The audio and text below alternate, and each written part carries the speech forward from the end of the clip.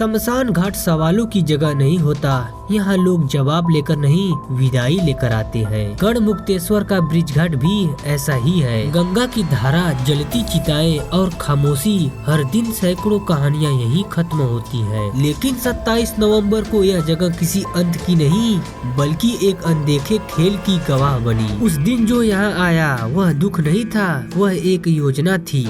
एक ऐसी योजना जो भरोसे, चुप्पी और परंपरा पर टिकी थी। किसी ने अंदाजा नहीं लगाया कि लकड़ियों के ढेर के बीच आग से पहले ही एक झूठ सांस ले रहा है। दोपहर ढल रही थी जब एक आई विस्कार शमशान के भीतर दाखिल हुई। 4 युवक उतरे, ना विलाप ना आंसू, बस एक अजीब सी हड़बड़ी। उन्होंने लकड़ियाँ ली, घी खरीदा, कफन और पूजा सामग्री उठाई। रजिस्टर में एक नाम दर्ज हुआ, अंशुल। सब कुछ वैसा ही जैसा हर अंतिम संस्कार में होता है।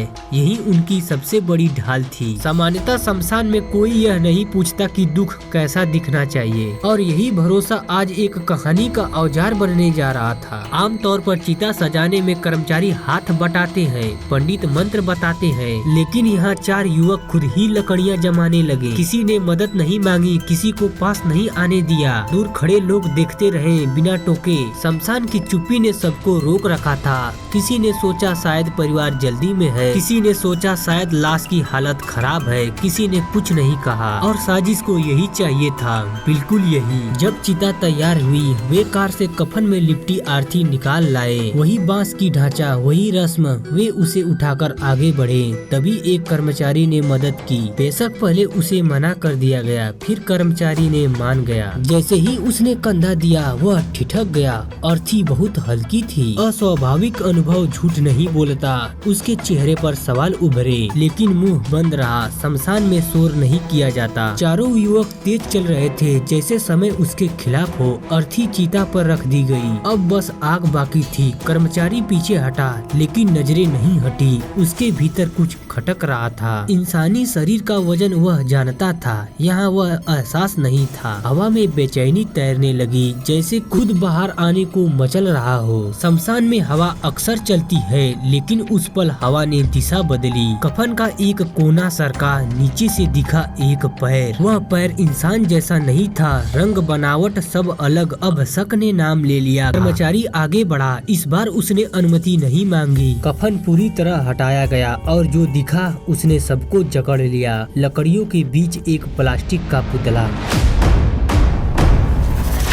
मैनिक्विन ठंडा, निर्जीव, नकली। कुछ पल सन्नाटा रहा, फिर हड़कपन, सवाल, आवाजें, भीड़ चारों ओर। युवक समझ चुके थे, अब खेल खत्म। 2 युवक भीड़ का फायदा उठाकर भाग निकले। 2 को लोगों ने पकड़ लिया। पुलिस को खबर दी गई, चिता बुझाई गई, पुतले को नीचे उतारा गया। अब यह साफ था, यह कोई मजाक नहीं, यह एक प्लान था। लेकिन क्यों? पुलिस ने कार की तलाशी ली। डिग्गी खुली, भीतर 2 और पुतले अलग अलग आकार के। तैयारी पूरी थी। यह पहली कोशिश नहीं लगती थी। अब सवाल बदल चुका था। किसी को कागजों में मरा हुआ दिखाने की इतनी मेहनत क्यों? पूछताछ में एक नया नाम उभरा, कमल। कभी दिल्ली में दुकान, पहचान, स्थिरता, फिर पिता की मौत, घटा कर्ज। जब रास्ते बंद लगते हैं, दिमाग शॉर्टकट खोजता है। कमल ने भी वही किया। उसे पैसा चाहिए था, बिना खून के। कमल की दुकान पर काम करता था नीरज, उसका भाई अंशुल। भरोसे में दिए गए दस्तावेज, आधार, पैन, वही कागज बाद में हथियार बने। अंशुल को खबर नहीं था कि उसके नाम पर 50 लाख की बीमा पॉलिसी ली जा चुकी है। कागजों में उसकी मौत किसी और का लाभ बन चुकी थी। कमल किसी को मारना नहीं चाहता था, बस उसे सिस्टम को मनाना था। शमशान की रसीद, डेट, सर्टिफिकेट और फिर क्लेम। योजना साफ थी, जोखिम कम लग रहा था। गढ़मुक्तेश्वर चुना गया क्योंकि यहाँ विश्वास गहरा है, भीड़ ज्यादा, सवाल कम। पर भूल यही थी, जहाँ आग है वहाँ रोशनी भी होती है।